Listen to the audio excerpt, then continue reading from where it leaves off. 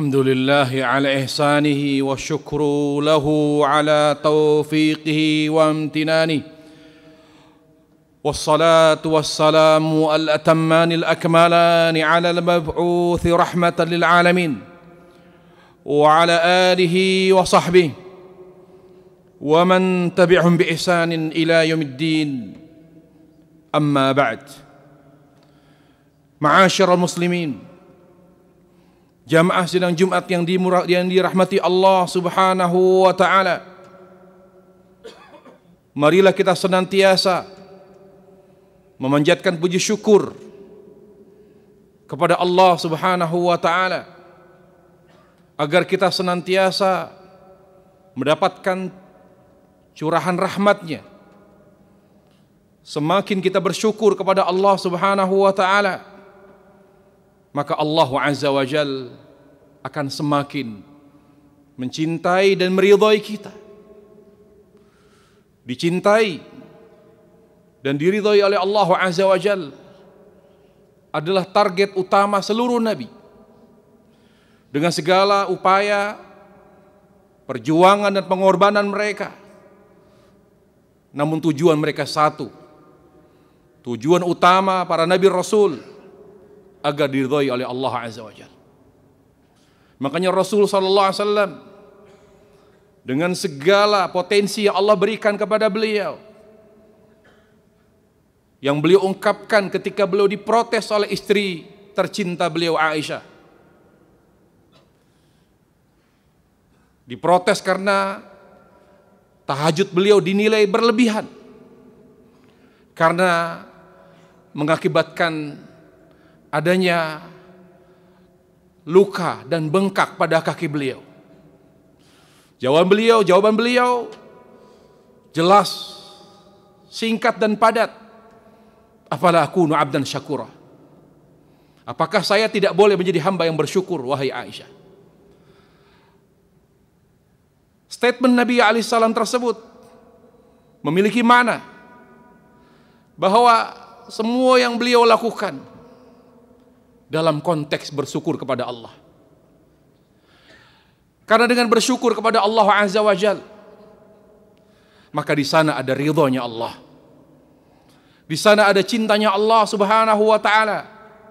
Kalau kita sudah merasakan cintanya Allah Jalla wa ala, maka di sanalah kebahagiaan dan ketentraman hidup. Allah Subhanahu wa taala berfirman, "Ala bi dzikrillahi tatmainnul qulub." Ketahuilah dengan zikir kepada Allah Jalla wa'ala, maka hati ini akan tenang, jiwa ini akan tentram. Berkata Ibnu Qayyim rahimahullahu ta'ala, Inna aladza ma fid dunya, Inna aladzal asya'i fid dunya was sa'adah wa akbarus sa'adah hiya ma'rifatullah, ma'rifatu fatiril insan, wa ma'rifatu fatiril insan, wa mahabbatuhu, wa ta'atuhu. Bahwa yang paling nikmat di dunia ini sampai masuk ke dalam sanubari kita, sampai yang paling dalam hati kita kenikmatannya, dan itu akan stabil kecuali dirusak oleh dosa-dosa kita. Yang paling nikmat di dunia ini, yang dicari oleh para penguasa, yang diincar oleh orang-orang kaya, yaitu kebahagiaan hati, ketenangan jiwa. Tahukah Anda, kata Ibnu Qayyim, yang paling membuat kita bahagia, yang paling nikmat adalah mengenal pencipta kita, mencintainya dan taat kepadanya. Mengenal Allah Jalla wa'ala, mencintainya dan taat kepadanya Subhanahu wa ta'ala. Tetapi kalau sekedar cinta saja, belum ada kebahagiaan dan ketentraman di sana. Karena kalau hanya cinta kita, bisa saja itu hanya klaim. Hal itu dikatakan oleh Imam Hasan al-Basri rahimahullahu taala, yang dikutip oleh Imam Ibnu Jarir dalam tafsirnya dan juga Ibnu Katsir dalam tafsirnya. Ketika menjelaskan firman Allah Ta'ala dalam surat Ali Imran 31. Di mana Allah Subhanahu wa Ta'ala berfirman, "Qul in kuntum tuhibbunallaha fattabi'uni yuhibbukumullah wa yaghfir lakum dhunubakum wallahu ghafurur rahim." Katakanlah, sampaikan kepada umatmu ya Muhammad, jika kalian memang betul-betul mencintai Allah, maksudnya cinta yang membahagiakan, cinta yang dibalas dengan cintanya Allah, maka kejar itu cintanya Allah dengan mengikuti Rasulullah sallallahu alaihi wasallam. Berkata Imam Hasan Basri, "Idda'a qaumun mahabbatallah tahanahumullahu azza wa jal bittiba'i nabihi sallallahu alaihi wasallam." Banyak orang mengklaim bahwa saya cinta Allah, saya sholat kok, saya muslim kok, saya lahir dalam keadaan Islam kok, jadi insya Allah saya bahagia. Jadi kebahagiaan kita kebanyakan hanya sebatas klaim, pengakuan sepihak, tapi hakikatnya tidak ada kebahagiaan di sana. Kebahagiaan kita rasakan semu. Bagaimana kita bisa merasakan kebahagiaan hakiki? Kata Ibnu Qayyim rahimahullah, kita bisa bahagia walaupun kita susah. Kita tidak hanya bahagia ketika kita mendapatkan limpahan materi, tapi ketika kita mendapatkan ujian, kita bisa merasakan kebahagiaan. Kita tidak hanya bahagia ketika kita mendapatkan uang banyak, tapi kita juga merasakan kebahagiaan, kenikmatan ketika kita mendekatkan diri kepada Allah. Fisarra'i wadh-dharra, suka duka nikmat, di atas di bawah nikmat, bersama keluarga nikmat, bermunajat kepada Allah Jalla wa'ala nikmat, membaca Quran nikmat, berzikir nikmat. Itulah kebahagiaan yang harus kita cari. Makanya qala ba'dus salaf, laisa sya'nu an tuhib walakinna sya'na an tuhab.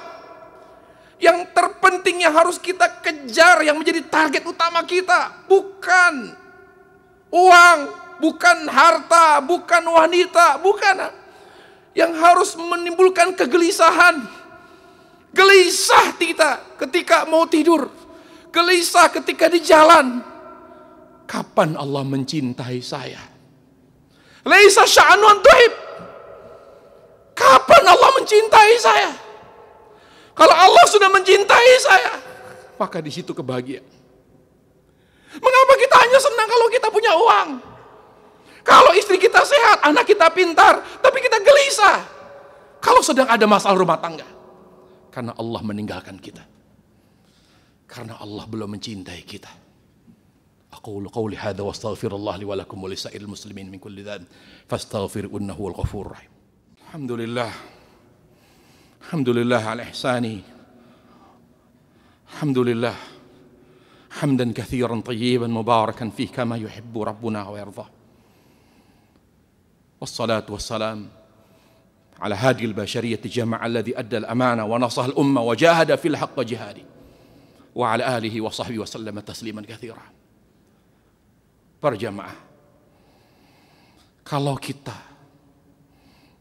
ingin mengetahui indikasi Allah selalu memberikan pertolongan kepada kita, Allah akan selalu memberikan taufik kepada kita, di mana kegelisahan kita hanya satu.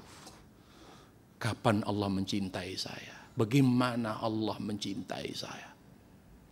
Kalau itu menjadi sebab kegelisahan, insya Allah kita akan semakin membaik. Hidup kita akan semakin berkah. Itu kegelisahan Rasul.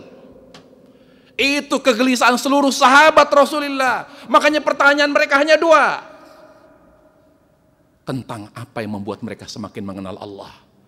Tentang apa, amalan apa yang lebih dicintai oleh Allah. Cari, silakan ditelusuri. Adakah selain dua macam pertanyaan sahabat, pernahkah mereka bertanya tentang tips sukses berbisnis? Silakan dicari riwayatnya. Pernahkah mereka bertanya tips bagaimana rumah tangga mereka bahagia? Wallahi tidak pernah. Semua pertanyaan sahabat kepada Rasul SAW yang mencerminkan kegelisahan mereka. Kapan mereka diridhai Allah? Kapan mereka dicintai Allah? Nanyanya, ya Rasulullah, apa yang membuat saya mengenal Allah? Tanya tentang ilmu, tanya tentang agama. Dan yang mereka tanyakan adalah ayyul a'mali ahabba ilallah? Ayyul a'mali ahabbu ilallah? Amal apakah yang lebih dicintai Allah? Iman kepada Allah, salat, berbakti kepada orang tua. Dua pertanyaan, dua corak pertanyaan sahabat Rasulullah, dan tidak ada yang lain. Kalau itu kegelisahan kita, sudah tawakal kepada Allah. Insya Allah umur kita semakin bertambah, semakin baik. Kalau Anda jadi pemimpin yang baik. Asal kegelisahan di satu, kapan Allah mencintai saya? Jangan ada kegelisahan, kapan atasan saya memperhatikan saya? Kapan anak istri saya menghormati saya, memuliakan saya? Kapan saya dimuliakan orang? Ketika kegelisahan kita seperti itu, maka itu awal kesengsaraan hidup kita, para jemaah. Kalau kegelisahan sudah benar, kapan Allah mencintai saya? Kapan? Jangan sampai kita mati. Jangan sampai telat. Jangan sampai telat. Karena semua orang yang telah wafat minta dikembali kepada Allah. Ya Allah, aku ingin beriman. Gak ada bilang mereka kembali. Ya Allah, aku ingin kembali. Aku rindu kepada anak-anakku. Ya Allah, gak ada. Qala rabbirji'un la'alli a'malu salihah. Aku janji ya Allah, kalau engkau kembalikan aku ke dunia, aku mau beramal yang kau cintai ya Allah. Aku siap merubah cara hidupku yang dulu tidak sama sekali ya Allah. Lalu kalau memang kita gelisahnya seperti itu, maka harus ada bukti konkret. Menjawab kegelisahan, kata Allah, fattabi'uni. Ambisi kita, semangat kita mengikuti sunnah Rasulullah. In kuntum tuhibbunallah fattabi'uni. Kalau kamu gelisah, bagaimana Allah mencintai saya? Maka jawab kegelisahanmu bahwa saya hanya menjunjung tinggi Rasulullah SAW sebagai suri tauladan kita. Semua perilaku kita, tindak tanduk kita, gerak-gerik kita, seluruh aspek kehidupan kita mengacu kepada tuntunan Nabi. Simple, hanya itu saja. Menjawab kegelisahan. Jangan hidup bebas. Jangan hidup semau kita. Semua apa yang kita lakukan mengacu kepada contoh Rasulullah. Itulah makna dari firman Allah Subhanahu wa taala, laqad kana lakum fi Rasulillah uswatun hasanah. Telah ada pada di Rasulullah suri tauladan yang baik. Berkata para mufassir, apa makna laqad kana lakum fi Rasulillah uswatun hasanah? Bahwa semua yang bersumber dari Nabi wajib dicontoh. Semua yang berasal dari Nabi wajib diikuti, kecuali ada dalil yang memalingkan dari wajib kepada sunnah. Kecuali ada dalil yang menerangkan bahwa itu khusus bagi Nabi alaihissalam. Kalau tidak ada dalil yang menerangkan bahwa itu sunnah, tidak ada dalil yang menyebutkan bahwa itu khusus bagi Nabi, berarti semua yang berasal dari Nabi wajib diikuti berdasarkan firman Allah Subhanahu wa taala. Ikuti Nabi dalam berumah tangga, ikuti Nabi dalam berakidah, ikuti Nabi dalam bermuamalah, ikuti Nabi dalam beribadah. Itu caranya para jemaah. Lalu apa maksudnya? Bagaimana cara mengikuti Nabi alaihissalam? Belajar agama. Karena tujuan kita belajar agama hanya dua. Mengenal Allah dan mengetahui petunjuk Rasulullah. Mengenal Allah Jalla wa'ala, puncaknya ikhlas dan tauhid. Mengenal Rasulullah SAW, puncaknya adalah mengenal petunjuk beliau lalu mengikutinya.